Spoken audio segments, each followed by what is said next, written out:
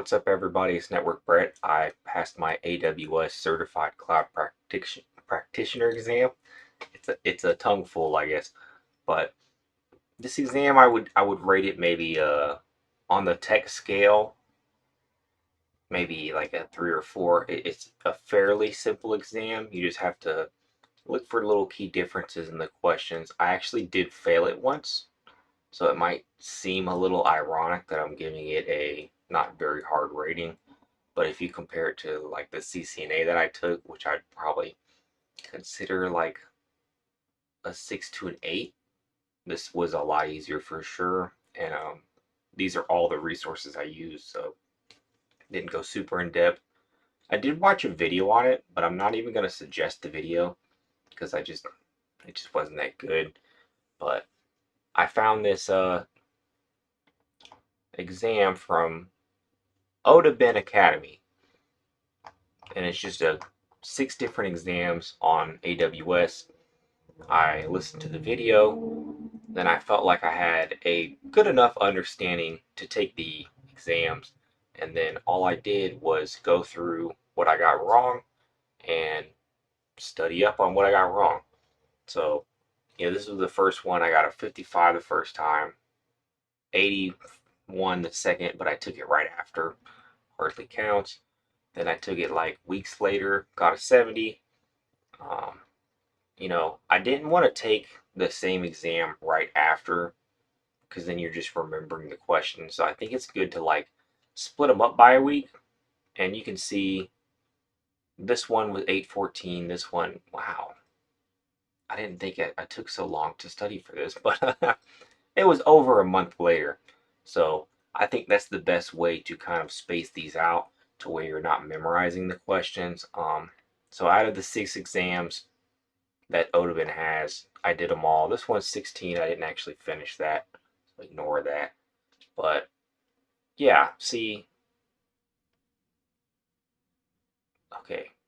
If it has 16 minutes, like I got confused a little bit, but I clearly didn't finish that. I didn't even answer them all.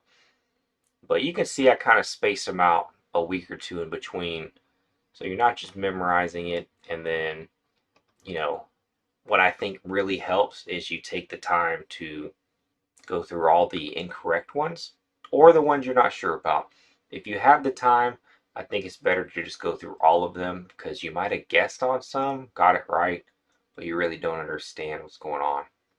I will say I didn't lab for this. I didn't think you needed to. I'm going to on the associate ones. I'm going for all my AWS associates next. I don't know in what time frame. I just figure I'm going to go all in on AWS, see where it takes me. I'm interested in it at least. So, these exams, what is the benefit of using a multi-tier architecture in AWS?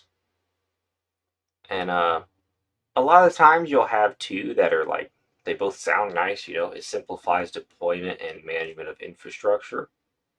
That sounds like something good, right? But it's not specifically what they might be looking for. So, you can read the correct option, why it's the correct option, what the incorrect options are. And I will say something that is important for the AWS Cloud Practitioner is there is some things that like have finer nuance kind of thing where AWS Shield is one of the cybersecurity type of functions, but there's also AWS Guard Duty. And you know that they're both some type of cybersecurity thing, but if they were to ask you, you're getting DDoS attacks, is it AWS Shield, AWS Web Application Firewall, is it Route 53 that stops these things? You kind of need to know the finer details, but that's where the practice exams will help because they'll explain the finer details. Then, other than that, I would honestly just go on Google and I might search.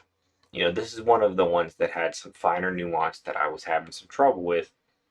The they're like different storage devices and they're all named after snow things, right? So I mean, I don't know who came up with this. Maybe they live in the mountain or something, but this is their naming idea at least. So you just have to know the differences a little bit. You don't have to know every detail.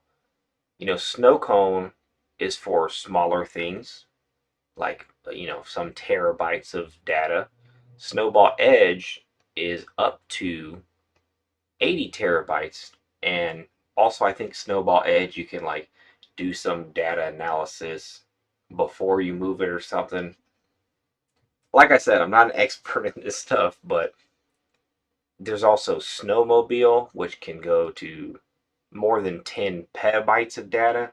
So you kind of do need to know these things because, if the question is, you're trying to migrate 12 petabytes of data, and you know that the snows are all storage devices, and you're trying to figure out which one, trying to wrap your head around it, it would be really nice if you know that type of thing.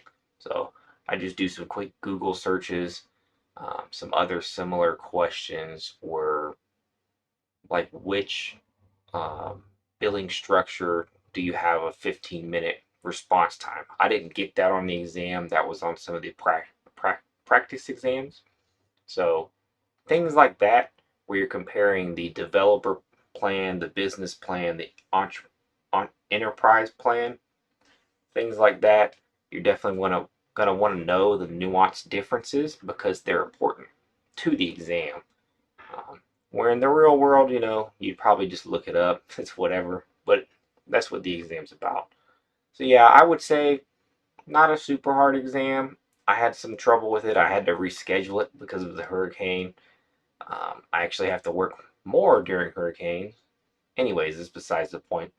I would say if you're starting from scratch, know nothing about tech, maybe a month. If you're very good with tech, I think you could do it in 2 weeks. A week would be like if you studied all week for sure. But yeah, I'm going to do some AWS Associates next. Let me know what you're studying for in the comments. I'd love to hear.